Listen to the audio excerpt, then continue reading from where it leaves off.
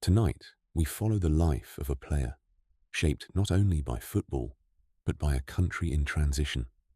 There are footballers who exist purely within the sport, who live inside its rhythms, its seasons, its rituals, the training ground at dawn, the hotel the night before a match, the walk from the tunnel into noise and light. And then there are players who carry something else, something heavier than the game itself can fully account for, something that did not begin in football and does not end there. Zvonimir Boban was one of those players, not because he chose that weight, not because he sought it or shaped his image around it, but because history, the specific, particular, unmerciful history of the place and time he was born into, placed that weight upon him from an early age. And he carried it, across decades, with a steadiness that very few people in any field of endeavor ever fully achieve. To understand him properly, you have to resist the temptation to begin with the football. The football matters. It matters enormously. But it comes later in the story than the place. Before the passes and the titles and the captaincy, there was Imotski. And before Imotski, there was Yugoslavia. And before anything else, there was the specific air of a place where identity was both deeply felt and officially complicated. That air is where this story begins. He was born on October 8th, 1968. The place was Imotski, a small town in what was then the Socialist Federal Republic of Yugoslavia, in the region that is now southern Croatia, close to the border with what is now Bosnia and Herzegovina. Imotski is a place of old beauty, limestone hills that hold the light in a particular way in the late afternoon, a landscape shaped by centuries of Mediterranean life, quiet, particular, shaped by long continuity. It is not a place the world's attention tends to rest on. It is the kind of place that produces people who understand the gap between the world's attention and reality, because they have always lived in that gap. Yugoslavia in 1968 was in the middle of its own particular contradiction. The federation that Josip Broz Tito had built after the Second World War had, by then, been in existence for over 2 decades. It held together 6 republics: Slovenia, Croatia, Bosnia and Herzegovina, Serbia, Montenegro, Macedonia, and 2 autonomous provinces, along with a mixture of languages, religious traditions and histories that stretched back through centuries of Ottoman occupation, Habsburg rule, and older conflicts still.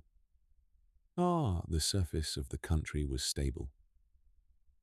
Tito's version of socialism had its own character, distinct from Moscow's, more open to the West in certain respects, more insistent on its own path. The country had its own economy, its own foreign policy, its own sense of itself as something different from the Soviet bloc. People lived mostly normal lives within it. But underneath that surface, tensions persisted. They had always persisted. The particular arrangements of the Federation, which republic received what resources, which language was used in which context, which version of history was officially sanctioned, these were not neutral questions. They were felt questions. And they were felt most intensely by the people whose identity was most directly involved in the answers. Croatian identity was one of those identities. It was real. It was present in language, in religion, in culture, in a sense of history that did not always match the official version. It lived in families. It lived in the way people spoke to each other about the past, and it lived, very specifically, in football. Football in Yugoslavia was not simply a sport. It was one of the few contexts in which the tensions of the federation could find something like open expression. The club competitions brought together teams from different republics. The matches were charged with meanings that exceeded sport. When a team from Zagreb played a team from Belgrade, the stadium held more than two sets of supporters. It held, in some form, the accumulated tensions of a federation built on suppressed differences. Everyone in those stadiums understood that. The players understood it. The fans understood it. Even the officials sometimes understood it, though understanding it and managing it were different things. The club that embodied Croatian football identity most completely was Dinamo Zagreb. The club's history was not straightforward. Its name had been changed by political directive at various points. Its institutional identity had been complicated by the demands of the state. But its meaning to Croatian fans remained clear through all of that. When people in Croatia looked at Dinamo Zagreb, they saw something that reflected back to them a version of who they were, in a context where that reflection was not always available elsewhere. The stadium, the colours, the matches, these were not abstract. They were an expression, however constrained by political circumstances, of a particular attachment to a particular place. Boban grew up inside this world. He grew up with football as a central organising fact of daily life, not unusual for a child in that time and place. But in his case, the quality of his engagement with the sport marked him early. He had, from a young age, the quality that coaches and older players notice immediately in a child. Not just enthusiasm, not just willingness, but understanding. The ability to read what was happening and to position himself within it in a way that served the moment rather than just expressing himself. This quality is rare. It exists in many forms, but in the specific form relevant to a footballer, it tends to announce itself early in the best players. And in Boban, it announced itself clearly. He moved through the youth structures that led, eventually, to Dinamo Zagreb's senior team. These structures were thorough. The Yugoslav football system, whatever its political complications, had a genuine investment in the development of talent. It produced, over the decades, a remarkable number of players who competed at the highest level in European football. Boban was one of the finest products of that system. But he was not simply a product of it. He was someone who took what the system provided and added to it something that could not be taught in any structured way. A natural authority, a presence, the quality of leadership that does not require volume or dramatic gesture, but that makes itself felt simply by existing. By his early 20s, he was in Dinamo's senior team, and it was clear, very quickly, to those who watched him play and to those who worked alongside him, that he was not simply a good player among good players. He was a player who could make other players better by being around them, who could make a team think more clearly by being part of it, who could communicate through the quality of his positioning and the intelligence of his decisions, a standard that those around him worked to meet. He was given the captaincy at Dinamo while still young, not as an experiment or a gesture, but as a recognition that the qualities required of a captain were, in his case, already fully present. Captaincy, in football, is sometimes ceremonial. At certain clubs, the armband goes to a veteran as acknowledgement of service. But Dinamo's decision with Boban was not ceremonial. It was a genuine investment of authority in someone they believed could use it. And he did. His leadership at Dinamo in those years was characterized by what leadership of the best kind always looks like from the outside. Quiet and consistent. Nothing performed, nothing exaggerated. Just a persistent quality of presence that made the team function better than it would have without him.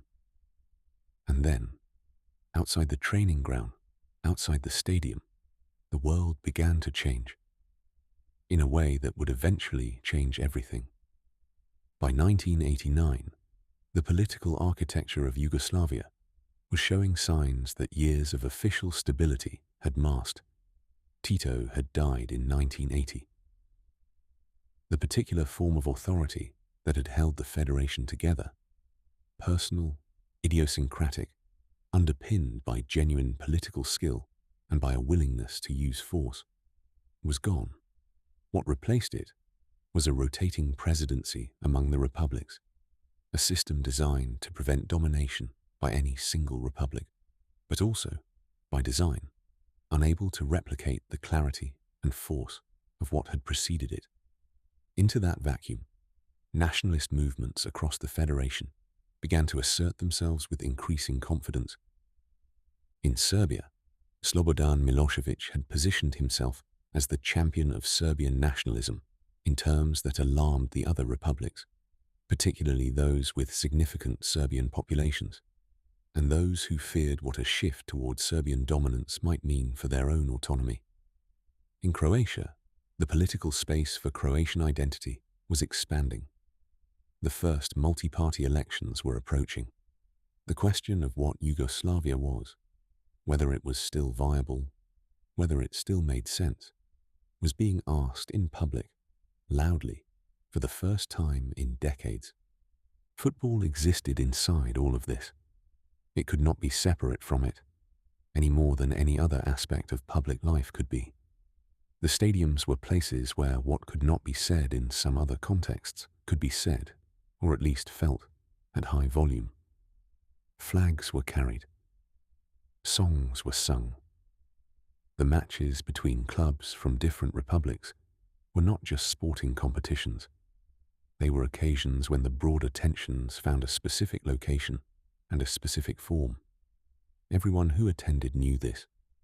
Everyone who played knew this. The players were not neutral figures. They were members of communities that were feeling those tensions themselves. On May 13th, 1990, Dinamo Zagreb hosted Red Star Belgrade at the Maksimir Stadium. This was one of the most politically charged fixtures in Yugoslav football. It always had been, but in 1990, the charge was of a different order. Croatia had just completed its first multi-party election. The Croatian Democratic Union, the party of Franjo Tudjman, had won. The political direction of Croatia was shifting toward independence in a way that was now undeniable. The match between Zagreb and Belgrade was scheduled into that specific moment, a moment of particular tension, particular fear, particular anger on many sides. What happened before the match began was not a football incident, or rather, it began as a football incident and revealed itself immediately as something else. Fighting broke out between the visiting supporters, the Delizije, affiliated with Red Star Belgrade, and the home supporters, the Bad Blue Boys, affiliated with Dinamo Zagreb. The scale of the confrontation, the nature of it, the speed with which it escalated, these exceeded anything that could be explained by sporting rivalry alone. Police attempted to intervene. The pitch itself was invaded. The scenes were chaotic and violent and filmed and photographed, and all of that footage has been studied and discussed in the years since. Players from both teams were on the pitch. They were watching, or trying to move towards safety, or standing very still in the middle of something they had not prepared for. Boban was among them. And then a specific thing happened that would attach itself to his story permanently. A Dinamo Zagreb supporter was being struck by a police officer on the pitch, in full view of players and other police and cameras. Boban saw it, and he intervened. He kicked the police officer. A kick delivered by a professional footballer on a pitch during the chaos of a riot in the charged political atmosphere of Yugoslavia in May 1990. The moment was captured. Photographs exist. The act is documented and unambiguous. What followed in the immediate aftermath was the consequence that might have been predicted. He was suspended by UEFA for 6 months. That suspension was significant. It meant qualification matches for national team competition were missed. It meant months of competitive football, the very activity that defined his professional life, were taken away during a period when his development as a player should have been at its most intense. The cost was real. It was paid without drama and without apparent regret. But the meaning of what he had done was also real, and it accumulated over time into something that no suspension could erase. He had acted. In a moment of violence and confusion and political charge, he had looked at a specific thing happening in front of him and decided to stop it. Whether he understood, in the moment, that he was doing something that would be interpreted far beyond its physical reality, whether he thought at all, in any reflective sense before he moved, is a question that only he could answer. What is known is that he moved, and that the movement was consistent with who he was. In the months and years that followed, the decision to interpret what he did in May 1990 as an act of political significance became, for many Croatians, something close to consensus. The police officer, in the symbolic reading of the moment, stood for a form of authority that was aligned with the suppression of Croatian identity. Boban, in that same reading, stood for something different. It was a moment that would be remembered in many different ways. This is a large interpretation to place on a single physical act, but large interpretations of individual acts are not invented from nothing. They accumulate around acts that were genuinely committed by people who genuinely felt what they were doing. And whatever reading is placed on what Boban did at Maksimir, the act itself was real, and the commitment behind it was real, and the consequences of it, immediate, professional, were real and were accepted. Then came history, not as a word, as an event. Croatia declared independence on June 25, 1991. Slovenia declared independence the same day. The federal government in Belgrade responded. Armed conflict began, first in Slovenia, briefly, and then in Croatia, in a way that would last far longer. The Croatian War of Independence was a war fought on Croatian territory. It was fought in cities and in villages. In Vukovar, a city on the eastern border, there was a siege that lasted 87 days and ended in the city's almost complete destruction. Hundreds of thousands of people were displaced from their homes in the areas of conflict. Civilians were killed. The infrastructure of normal life, the hospitals, the schools, the supply chains that keep cities functioning, was disrupted in ways that took years to repair. To say that football continued during this period is to state a fact that requires a great deal of additional explanation to make sense. Football did continue, or leagues continued, in modified form. Players continued to train and compete. The Croatian Football Federation was established.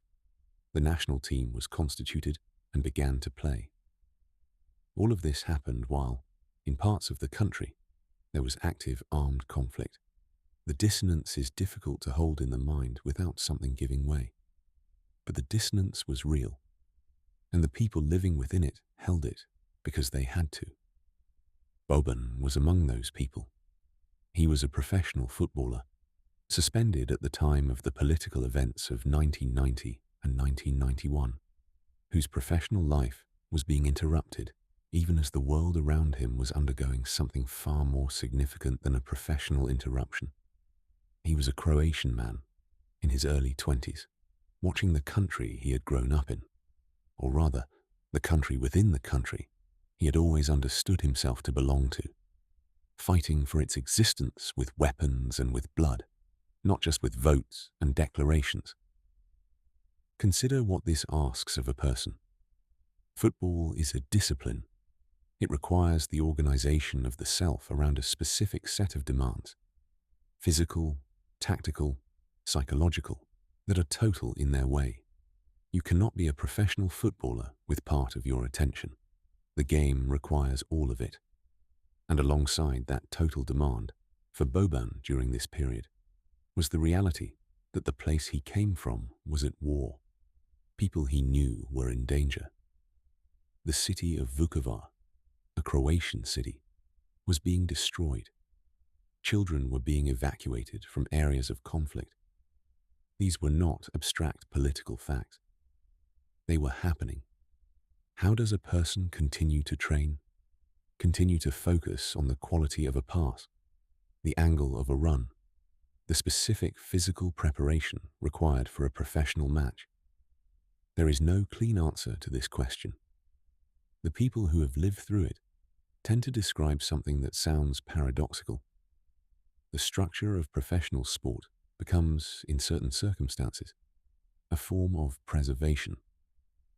Not an escape from what is real exactly, but a way of maintaining something, a sense of order, of purpose, of a life that continues to have shape when the world outside has lost its shape. Boban himself has spoken about this period in terms that are careful and honest about the difficulty. He did not pretend that football was unaffected. He did not suggest that the game could be separated from what was happening outside it. But he continued to play. Not because everything was normal, but because it was the only place that still made sense. He continued to represent Croatia in its newly constituted national team. And in doing so, he participated in something that was understood by those watching as more than sport. They would go on to reach third place at the 1998 World Cup. The Croatian national team played its first official matches in 1990. These matches, their very existence, were acts of assertion. A national team requires a nation. To have a national team playing official matches recognized by FIFA and UEFA was to have one of the most visible possible confirmations of the existence of the state itself. When Croatia played, the watching of that match was not neutral. It was, for many Croatians, an experience of affirmation, of seeing something reflected back that was still fragile, still contested, still being fought for, but that was present enough to be here. Playing football in front of a crowd. Boban was a central part of that. His captaincy of the Croatian national team was not simply an honor. It was a responsibility in the most literal sense. A responsibility to represent something that people were willing to fight and die for on a football pitch with professionalism and dignity and competitive quality. He carried that responsibility with the same steadiness he brought to everything else. His eventual move to AC Milan came at the right moment, or at least the moment that was available. The ban had been served.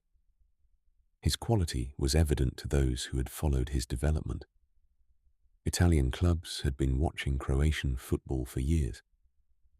Milan moved for him, and the move represented a shift in context that was radical in more than just the geographical sense.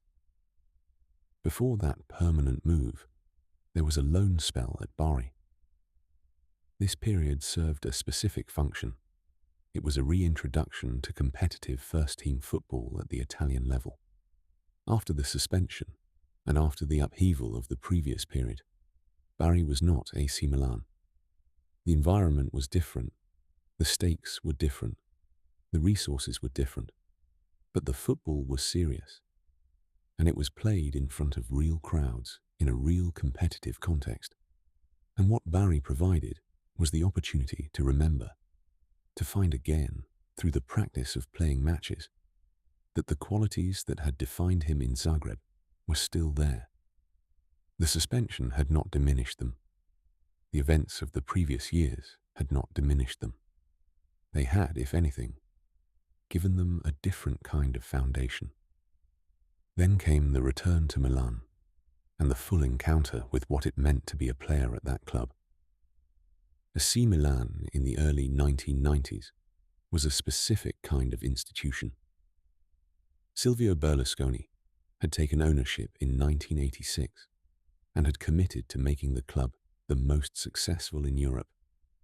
The manager he appointed, first Arrigo Sacchi, then Fabio Capello, and the players he assembled represented a particular philosophy: that football could be organized at a level of collective precision that exceeded anything previously achieved in the sport. Sacchi's teams had demonstrated this in the late 1980s, winning European Cups with a pressing system and a defensive organization that changed how the game was understood across the continent. Capello's teams in the 1990s were different in style, more conservative, more willing to be economical, but similarly total in their demands on individual players. The system required everything. It required that every player understand not just their own role, but the way their role connected to every other role in the structure. The defensive line, its timing, its positioning, its offside trap, was not an afterthought. It was the entire architecture of what Milan were trying to do. The midfield had to work in precise coordination with that defensive structure. Every ball won had to be moved in the right direction. Every press had to be triggered at the right moment. There was no room for players who could not think at the required speed and with the required accuracy. This might seem like an environment that would constrain a creative player. In some cases, it did. Players who needed personal freedom to express themselves found Milan's structure difficult to thrive within. But Boban was not that kind of player. His creativity was cognitive, not individualistic. He did not need personal freedom.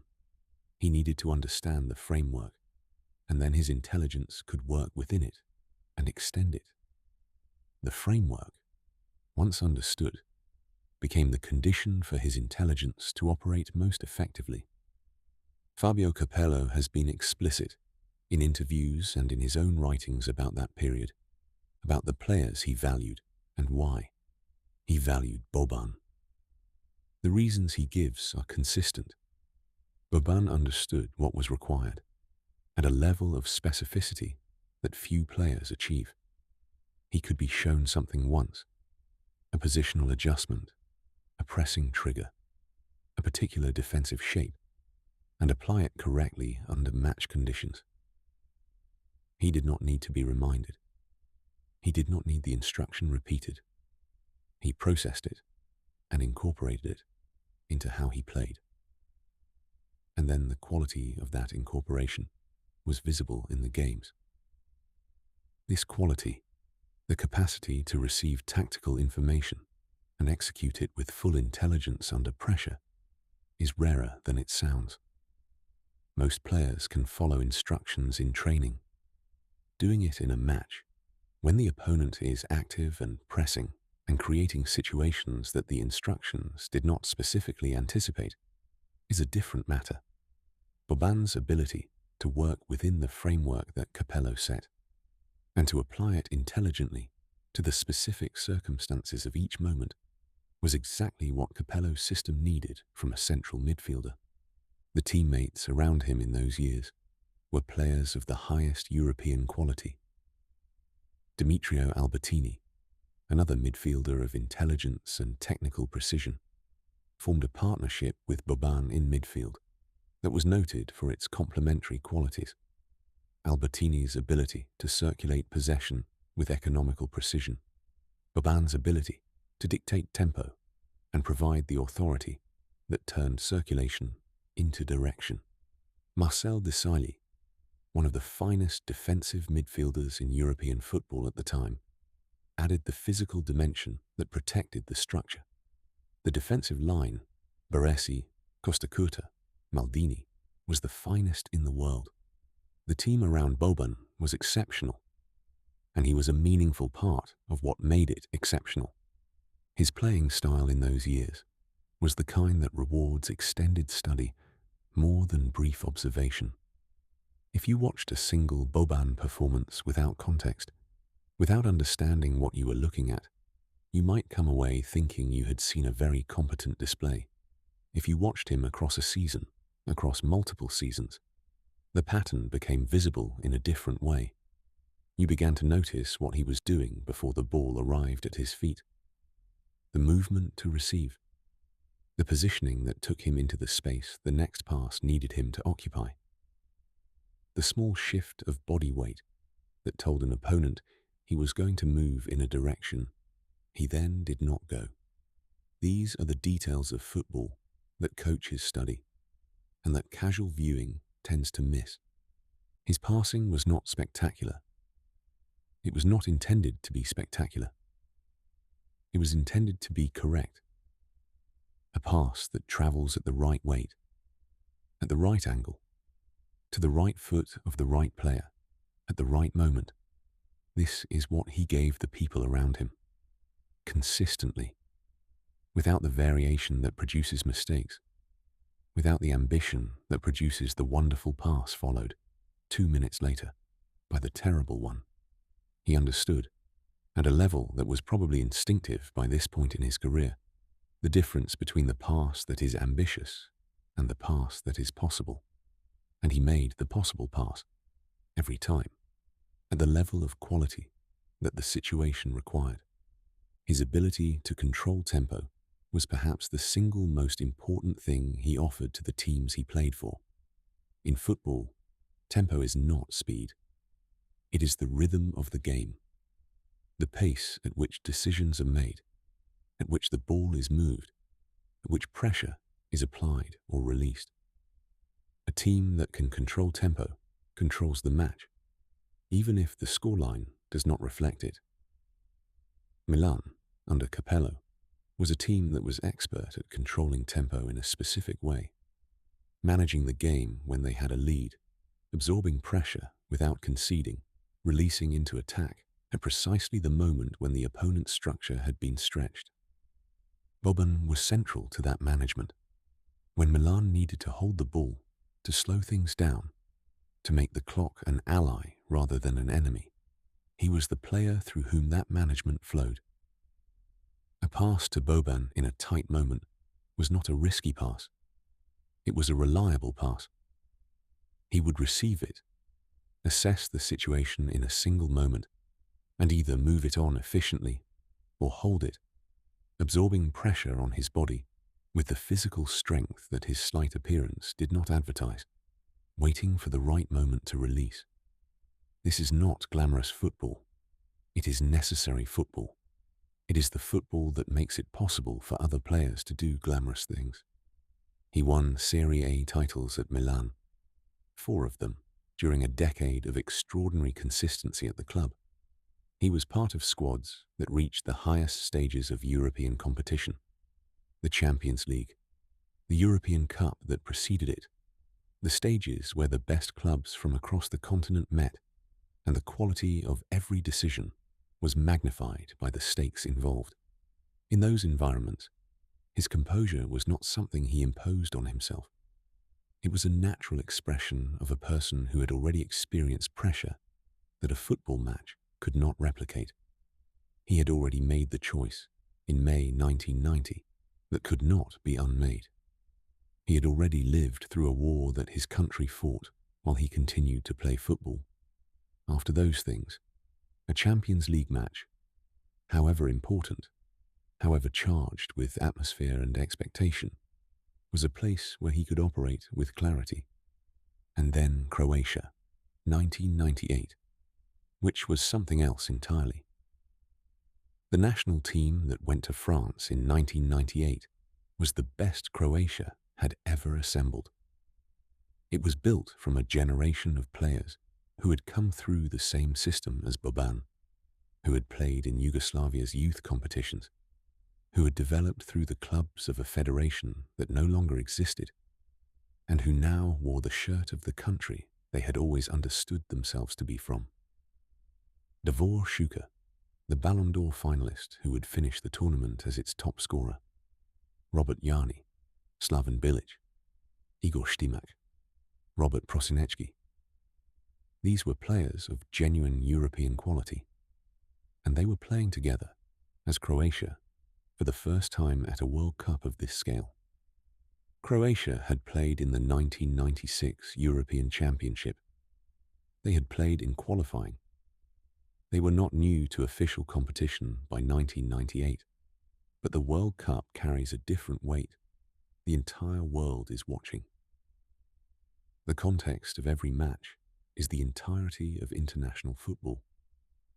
And to be there, in France, representing a country that had been at war within the previous decade, that had fought for its existence within living memory of everyone playing, this was not something that could be reduced to match preparation and squad selection. Boban carried the captaincy into those matches with the same quality he had brought to it in every context. He led without pronouncing it. He communicated through his play, through his presence, through the standard he maintained when the pressure was highest. The younger players in that squad, and there were players considerably younger than him, understood what they were playing next to. They understood the history that was present in his body language, in the way he warmed up before a match, in the way he spoke when he did speak. Croatia moved through the group stage and into the knockout rounds. The quarter-final against Germany was the match that announced the tournament's possibilities most clearly. Germany, one of the great tournament nations, one of the teams the world expected to compete for the title. Croatia, the smaller country, the newer presence, the team that many had respected but perhaps underestimated. And Croatia won. Šuker scored. The team was organized and competitive and refused to be overawed by the occasion or the opponent. The semi-final brought France, the host nation, the eventual world champions, a team with Zidane and Thuram and Desailly, Boban's club teammate, now his opponent, and the particular form of collective quality that was about to be declared the best in the world. France won the semi-final. The defeat was real, and it was felt. But it did not diminish what Croatia had been doing in the tournament. It placed a limit on it, and that limit was France at their peak. The third-place match against the Netherlands was, in some respects, the most important for what it meant beyond football. Croatia defeated the Netherlands, finished third in the world. For a country with fewer than 5 million people, in its first major World Cup, having spent much of the previous decade in armed conflict and rebuilding, third in the world is not a sporting achievement that exists solely in sport. It is a statement about a people, about what they had done and what they were capable of, about the fact that they were here, competing at the highest level, and that the world now knew their names. Boban received that achievement as he received all the others, steadily, without extravagance. The celebrations were real. The meaning was felt. But the quality that defined him was the same quality in the moment of victory as it was in the moment of preparation. A consistent, steady presence, unchanged by the outcome, because it had never been dependent on the outcome to sustain itself. Those who played alongside him in the Croatia squad have spoken about the atmosphere he created within the group. It was not the atmosphere of a motivational speaker or a theatrical captain. It was something quieter and more durable. When Boban was part of a group, the group understood what the standard was, not because he announced it, but because he embodied it every day, in training, in preparation, in the small decisions that make up a professional's daily life. This is the form of leadership that persists long after the match has ended and the captain's speech is forgotten, the form that was absorbed into the culture of the group through consistent demonstration rather than instruction. The coaches who managed him during those years returned, in their accounts, to a consistent set of observations. Capello noted his intelligence, his willingness to understand tactical demands at a granular level, his reliability under pressure. The Croatia coaching staff noted his authority within the group and his capacity to bring others up to the level he maintained. These are not the most dramatic observations, but they are the most honest, and they describe what the people in the best position to observe him actually saw. His personality, outside the game, was one that the game itself sometimes struggled to contain. He had opinions. Not opinions that were merely football opinions, opinions about training and tactics and fitness, but opinions about the world, about politics, about culture, about the large questions of identity and power and responsibility that his particular biography had made impossible to ignore. He read seriously. He engaged with intellectual questions with the same attention he brought to understanding a defensive system. He was, in the truest sense, a person whose life exceeded the category of athlete, which is not to diminish the athlete, but to acknowledge that the category was too small for what he was. This produced, occasionally, friction. He was not someone who simply accepted what he was told when he believed it was wrong. He had demonstrated that at Maksimir. He had demonstrated it in his public statements during the years of conflict in Croatia. He would demonstrate it again later in his career and in his post-career life, in disputes over football governance, in criticisms of institutions and decisions he believed were serving interests other than the sports. He was not someone who preserved his standing by choosing silence at convenient moments. He was, in that sense, a difficult presence for those who prefer the people around them to remain manageable. But he was also someone who understood the difference between productive confrontation and self-destructive noise. He did not argue for its own sake. When he spoke, he had thought about what he was saying, and people who have thought about what they are saying tend, over time, to earn a kind of authority that more vocal presences do not always accumulate. His later years at Milan saw changes in both the club and in himself. The specific squad and system that had produced the great success of the early and mid-1990s evolved, as all systems do. New players arrived with different qualities. The tactical environment of European football shifted, and Milan shifted with it. Boban's role within the club was no longer the same as it had been at his peak. This is the experience of every player who stays long enough at a club. But his contribution remained real, and his presence within the squad remained significant. He left Milan eventually. The move to Celta Vigo in Spain represented a final chapter of his playing career in a new context. Spanish football offered a different rhythm, a different tactical environment, a different relationship between the technical and the physical. He was not a young player by the time he reached Vigo. He was a player in the later stages of a long career, bringing to a new context the accumulated intelligence of everything that had come before. What that context could no longer offer him was the specific intensity of competition at the very highest level. But what he could offer it was still visible to those who watched carefully. He retired from playing in 2002. The end of a playing career is, for every professional who has given their life to the sport, a transition that does not have a simple emotional character. It is not purely loss, and it is not purely relief. It is the removal of the structure that has organized everything: the training schedule, the match calendar, the physical demands, the collective purpose, and the beginning of a life that must be organized differently. For someone like Boban, whose identity had been formed so specifically by football and by the context in which he had played it, the transition was significant. But he did not step away from the world of football. He moved toward it from a different angle. He engaged in journalism, specifically the serious analysis of the game that his playing intelligence made possible. He could watch a match and understand things that most analysts, however knowledgeable, could not access in the same way.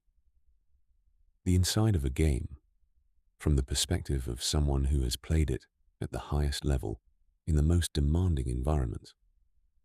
This is a specific kind of knowledge. When Boban spoke about football in his capacity as an analyst and commentator, the depth of that knowledge was evident. He was not describing what he saw. He was explaining what it meant and why. His return to AC Milan in an executive role as the club's chief football officer, a position he held during a period of significant transition for the club, brought him back to the institution that had been central to his playing career in a completely different capacity. The decisions made in that role were not made on a pitch. They were made in meetings, in negotiations, in the evaluation of players and staff, and the long-term direction of an institution. The intelligence required is real, but different. The qualities that serve a player in midfield, reading the situation, understanding what is needed, communicating clearly, maintaining a standard even under pressure. These translate, imperfectly but genuinely, to the administrative context, not without friction, not without the specific difficulties of institutional politics, which are different from the politics of a locker room, but with something. His public engagement with questions about Croatian sport, about football governance, about the relationship between the game and the social context in which it exists, continued throughout his post-playing life. He was not someone who retired from the world along with retiring from the pitch. He remained present in the conversations that mattered to him, on the terms he had always maintained. Thoughtful, direct, not easily managed. There is a specific quality to the kind of player Boban was that tends to be understood more fully in retrospect than in real time. The players who control space rather than dominate it, who influence tempo rather than impose on it, who lead through consistent quality rather than dramatic intervention, these players tend to be somewhat undervalued by the metrics and the narratives that shape how football history is recorded. The goal scorers are remembered most easily, the spectacular tackles, the defining moments of individual brilliance that produce the images that live beyond the match.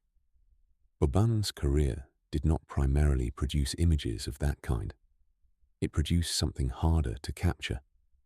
The experience for those around him of playing within a team that was functioning more clearly because of his presence, of receiving a pass at exactly the right moment in exactly the right place, of looking up in a difficult moment and seeing a player who was already in position, already showing for the ball, already communicating through his body where he was going next.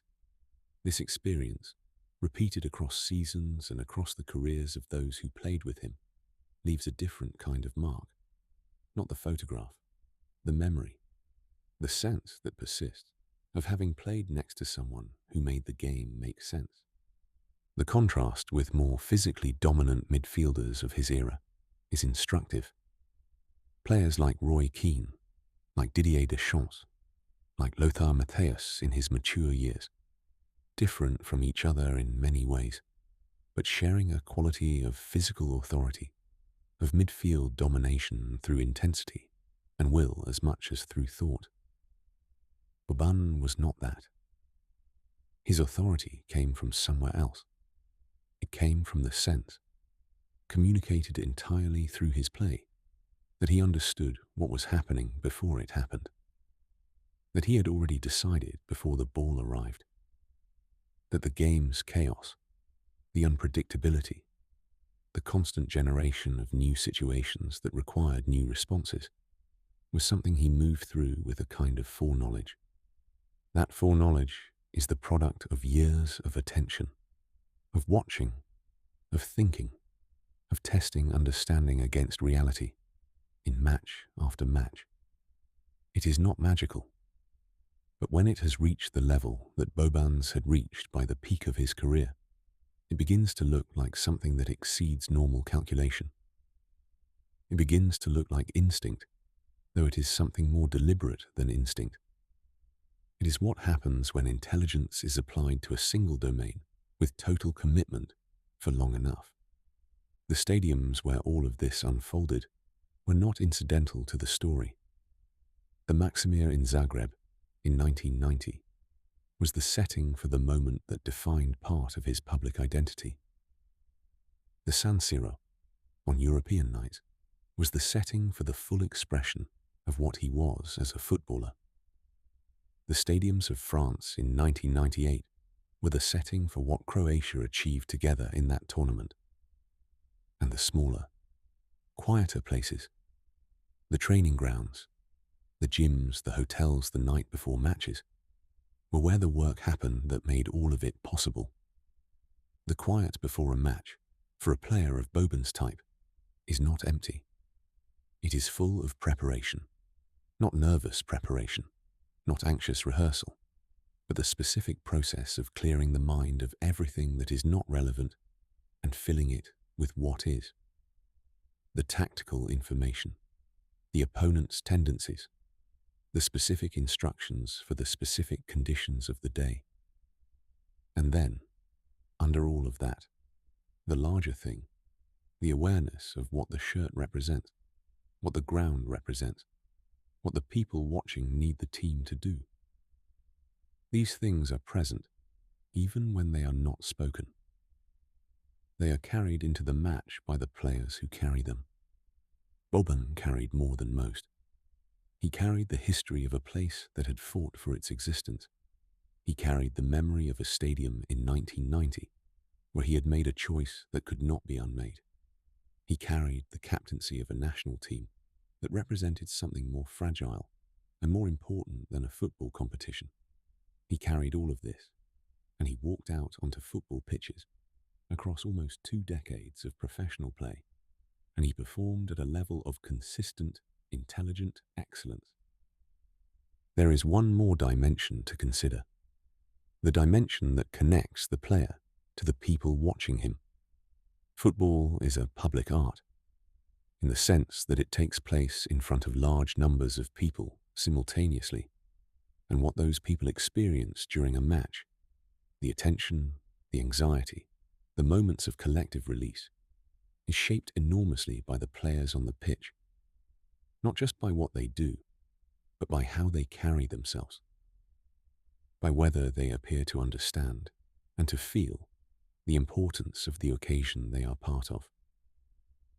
Boban understood this. He had always understood it, from the earliest days of representing Dinamo in front of a crowd that was not simply watching football.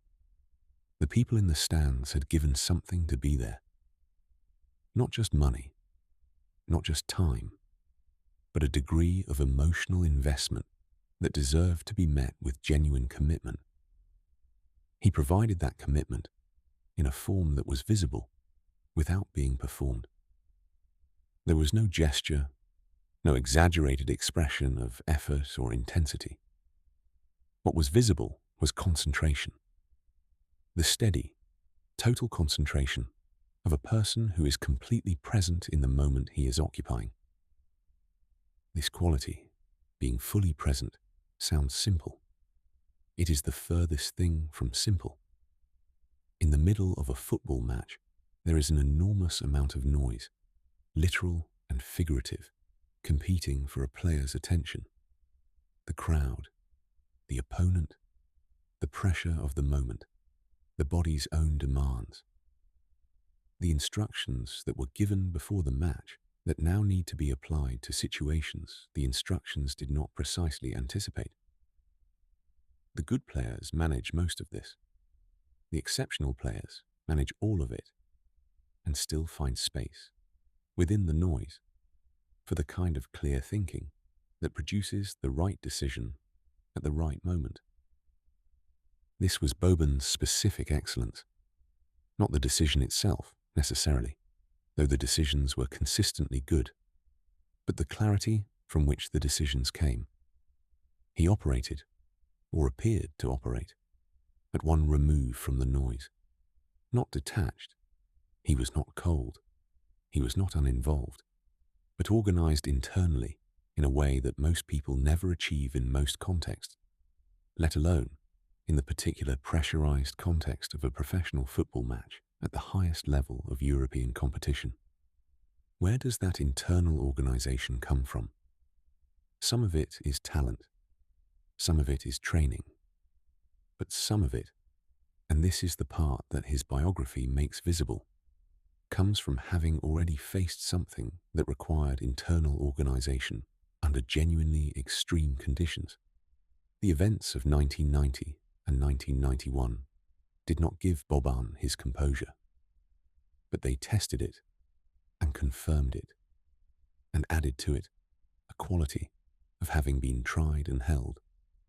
After certain kinds of experience, the pressures of ordinary life, including the pressures of professional sport at the highest level, acquire a different proportion.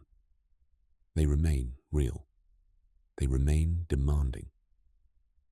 But they exist within a framework of what pressure actually is. And the framework is built from something harder than a football match. That is the story. Not a story of the most spectacular career, or the greatest number of goals, or the single defining moment that lives alone above all the others. It is a story of quality sustained over time, under conditions that would have diminished many others. It is a story of intelligence applied to something that mattered, in a context that made the application of that intelligence genuinely difficult. And it is a story that happened to take place on football pitches, though it was always about something larger than football, a player who stood between the game and something larger than it. The noise fades. The movement slows. And what remains is not just football, but memory. Good night.